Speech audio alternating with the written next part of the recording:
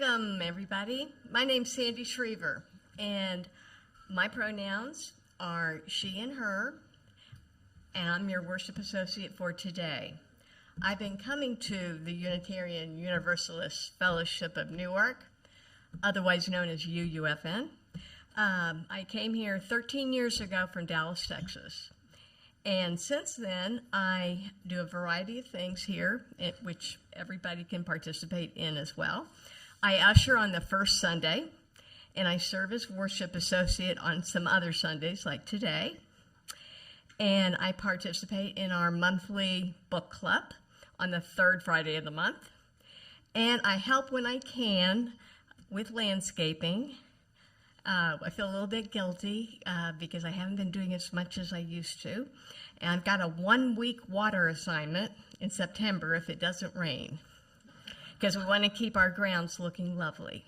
So the bottom line is there's lots of things you can do here to participate and get to know people. The opening words are by Katie Condarian Morris, hoping, trusting for so many things.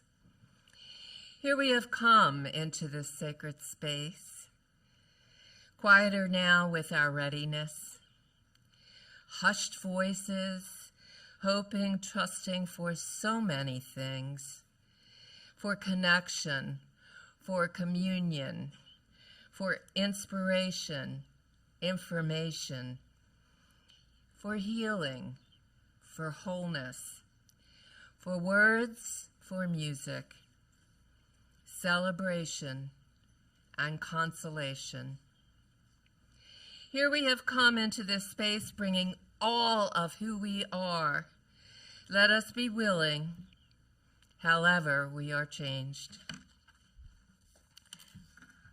The words of the chalice lighting are from Albert Schweitzer, from our gray hymnal, number 447, and there's a small addition from me in dedication to Paula on this special day. At times, our own light goes out and is rekindled by a spark from another person. Each of us has cause to think with deep gratitude of those who have lighted the flame within us. Thank you, Paula. We will miss both your spark and your flame. My meditative words this morning, I selected when I actually was going to use these words by Khalil Gibran to write my sermon on, until I saw that Jan Owens was going to play What a Wonderful Life. So I scratched that and I wrote a different sermon, but I still have these words because they're beautiful. And especially in a time when sometimes we fear. And that's what he called it, fear. It is said that before entering the sea, a river trembles with fear. She looks back at the path she has traveled. From the peaks of the mountains, the long winding road crossing forests and villages, and in front of her, she sees an ocean so vast that to enter there seems nothing more than to disappear forever. But there is no other way. The river cannot go back. Nobody can go back. To go back is impossible in existence. The river needs to take the risk of entering the ocean, because only then will fear disappear. Because that's where the river will know it's not about disappearing into the ocean. It's about becoming the ocean.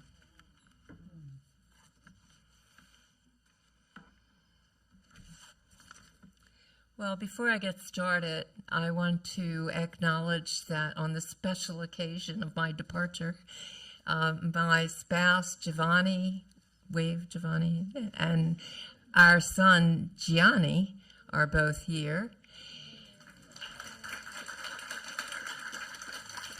And I was surprised to see the Barnetts, Paul and Barbara, and I'm imagining maybe you came for the service yesterday. Oh.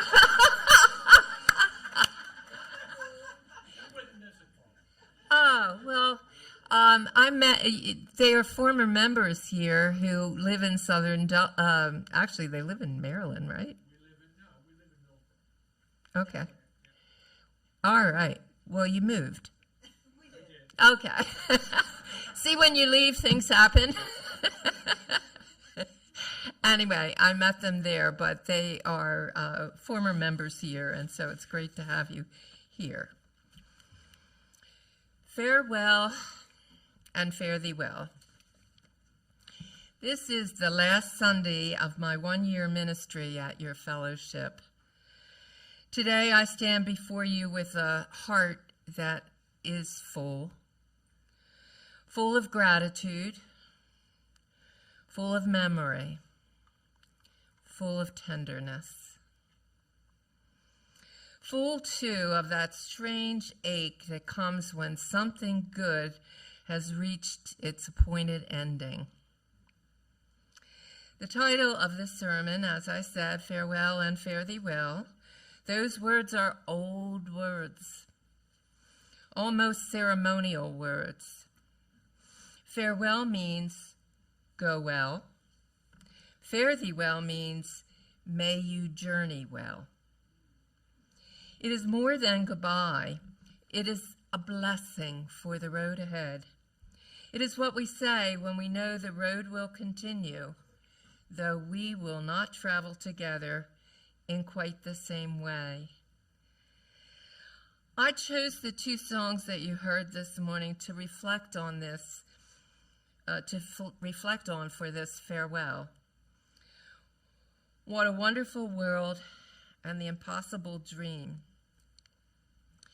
The Impossible Dream was written for the 1965 Broadway musical Man of La Mancha, my favorite of the musicals I have attended throughout the years. Man of La Mancha was loosely adapted from Miguel de Cervantes' classic novel, Don Quixote. It is Don Quixote who in the musical sang The Impossible Dream. The emotional climate of 1965, when it opened on Broadway, the same year I entered the University of Delaware at age 17, held both hope and unrest. Idealism about civil rights progress, grief and outrage over injustice, anxiety, and division over the Vietnam War, domestic change, and a deep sense of cultural transformation which came upon people too quickly. Out of those tensions came an iconic anthem of idealism and perseverance in the face of overwhelming odds. The song gives voice to Don Quixote's unwavering commitment to pursue noble ideals, no matter how impossible they seem. The other song, What a Wonderful World, was recorded by Louis Satchmo Armstrong in 1967, 2 years later, in a year scarred by war, racial strife after the assassination of Martin Luther King Jr., and public grief. It was not a naive song. It was not a denial of suffering. It was a defiant act, a decision to look again at the beautiful trees, skies, flowers, faces, friendship, children, and the stubborn beauty of life. Wonder and quest, gratitude and courage, beauty and the pursuit of ideals. These are fitting companions for the life and work of this congregation.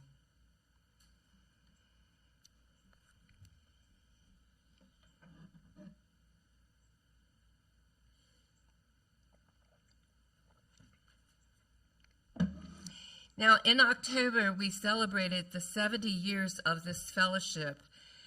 I believe you were here for that celebration, too. That began in 1955 as an extension of the First Unitarian Church of Wilmington and soon became an independent congregation with a mission today that says, we are a community of spiritual seekers inspired to promote a just and compassionate world. Your vision speaks of being present, nurturing community, taking action, creating change, and being changed in the process. That is not merely institutional language. It's a way of life. You're agreeing with me. I like it. It is what you have tried to practice in worship, in religious exploration, in social justice work, in care for one another, and in the everyday holy labor of keeping a congregation alive. Your covenant of right relations names the spiritual practices that make such a life possible. Respect, acceptance, compassion, assuming good intentions, clear and open communication, responsibility, privacy, generosity, diversity, viability, and celebration. That's what we're doing today. These are no small promises. They are, in their own way, impossible dreams. Not because they cannot be lived, but because they must be chosen again and again and again, especially when we are tired, disappointed, anxious, or afraid. That is the truth about every congregation worth loving. It is both wonderful and unfinished. It is full of grace and full of human beings. It has moments of music, kindness, laughter, service, and courage. It also has long committee meetings, misunderstandings, budgets, maintenance, griefs, and the slow work of trust. To love a congregation honestly is to love both the rose and the thorn, both the bright day and the sacred night. Armstrong's song asks us to notice the world before we try to fix it. This is not escapism. It's spiritual grounding. If we cannot see beauty, we will lose the reason to protect it. If we cannot delight in children, we will forget why the future matters. If we cannot recognize love hidden in every ordinary greeting, then we may mistake cynicism for wisdom. Wonder is not the opposite of justice. Wonder is one of justice's deepest roots. I've seen wonders here. I've seen it the way people carry different theologies, different doubts, different histories, and still make room for one another as they enter this pluralistic worship service. I've seen it when people show up for each other with soups, rides, cards, calls, prayers, practical help, and quiet presence. It's so good to laugh. But I'll bet, she's not on the screen anymore, but she's watching. I'll bet Kay Elizabeth felt like she was in prison the last 4 weeks. I've seen it when music says what prose cannot. I have seen it when people here make clear that no one should have to check their whole self at the door in order to belong. That is one of Unitarian Universalism's great gifts. We do not need to think alike to love alike. We do not gather because every question has been settled, but because questions are sacred. Conscience matters, and community helps us live more bravely than we could alone. The free and responsible search for truth and meaning is not a solitary pursuit. It's a shared pilgrimage. We come because an expanded love wants to take form in our lives.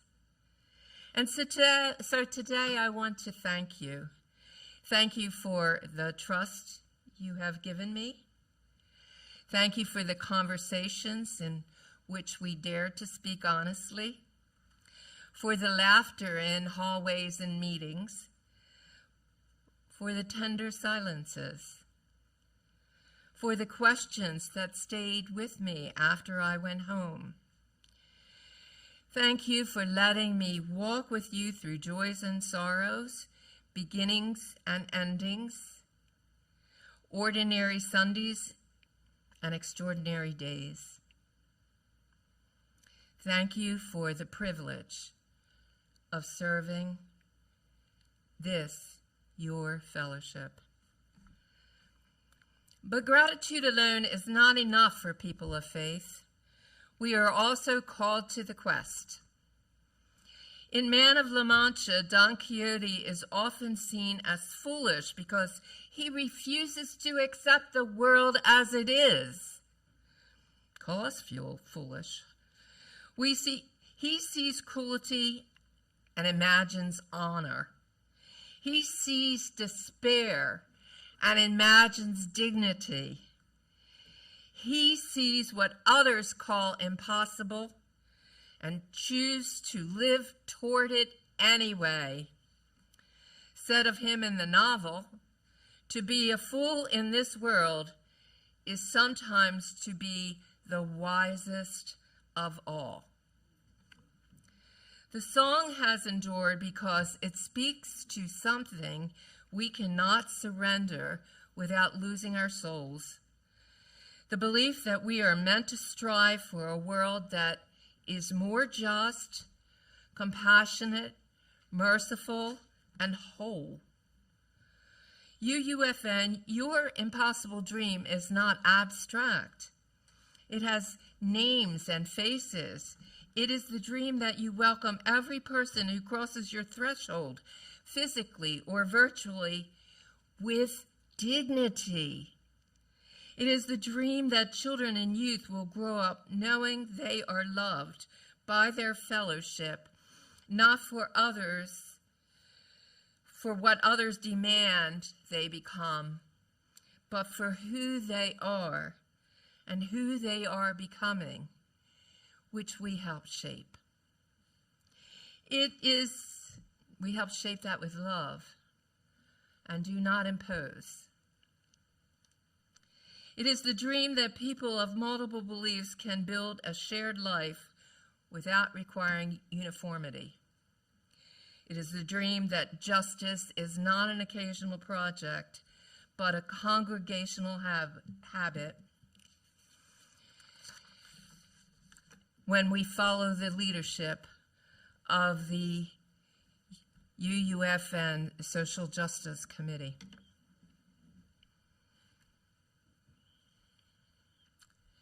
A fool's errand?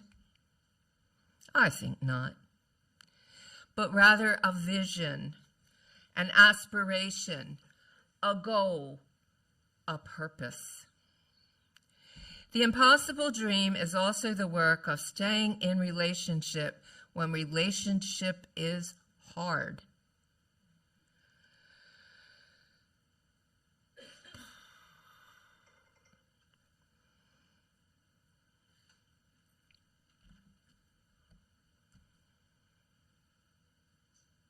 It's easy to covenant when we agree, isn't it? It's harder when we disappoint one another, when anxiety arises, when change comes, when leadership is difficult, when grief makes us sharp around the edges. Then the covenant becomes alive. Then respect, compassion, and clear communication are not words on a page, but practices of spiritual maturity. And if you've forgotten the covenant, it's printed in your order of service every week so you can remember. If I have one pastoral hope for you, it is this. Keep choosing the covenant. Not perfectly. No congregation does that. I mean, we're human, not perfect. But faithfully. Return to it after conflict. Return to it after fatigue. Return to it when you are tempted to withdraw, blame, harden. Let it call you back to your better selves. I belong to a different congregation, but I'm using your covenant. The world has enough places where people gather only with those who already agree with them. A UU congregation is called to be something braver, a community where difference can be held in love and where love becomes action. And it's not easy when one is not feeling very loving, is it? No. Now, a farewell sermon must release. Ministry is relational, and so endings matter. A good ending does not erase love. It gives love a new form. So I go away loving you. This love acknowledged that the relationship has been real and that it must now change.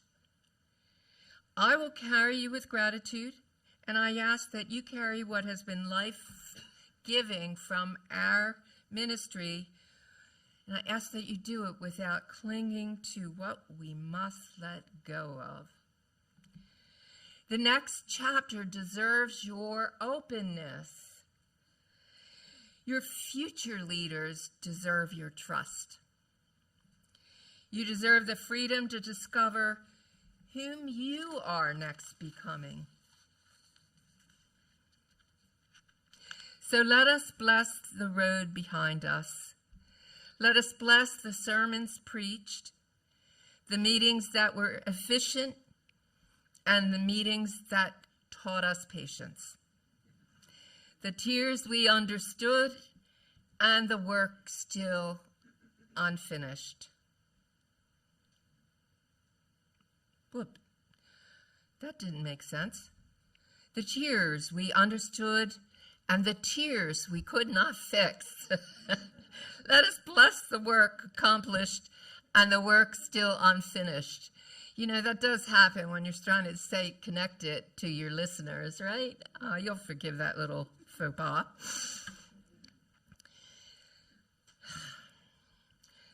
Let us bless even the hard things, if only because they taught us what love asks when love is not easy. And let us bless the road ahead. May you see the world's beauty clearly enough to defend it, and the world's pain clearly enough to respond.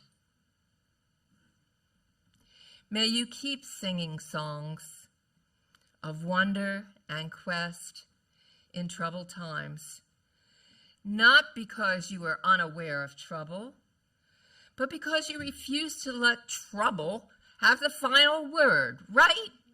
Right, everybody?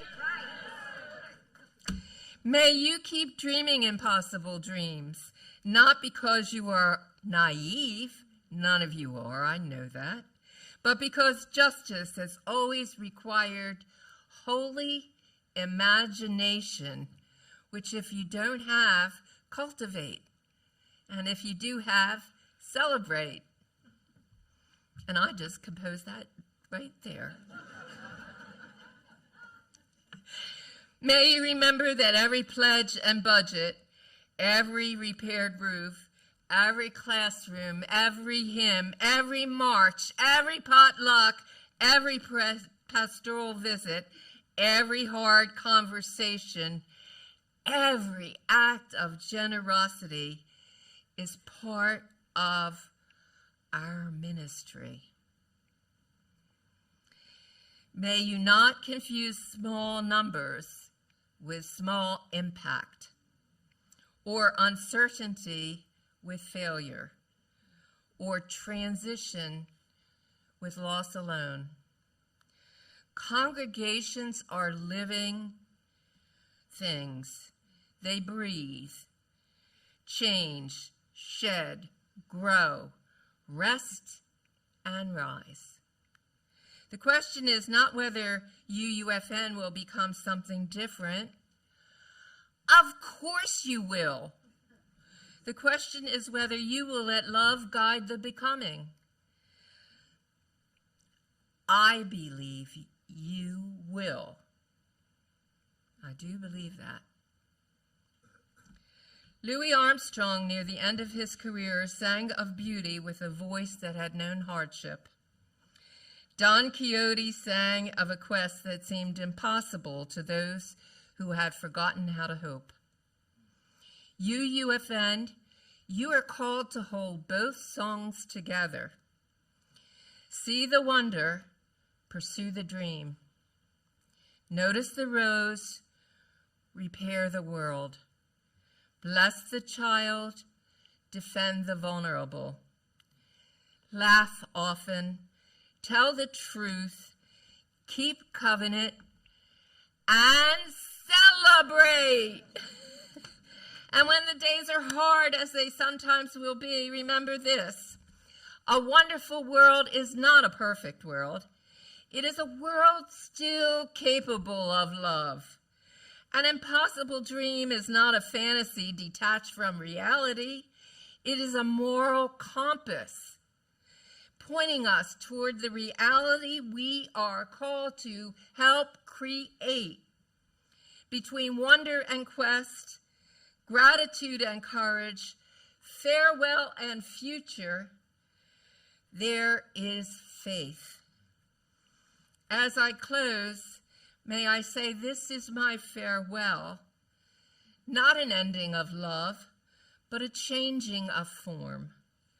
Thank you for the honor of being part of your story. Farewell, UUFN. Farewell, friends. Fare thee well.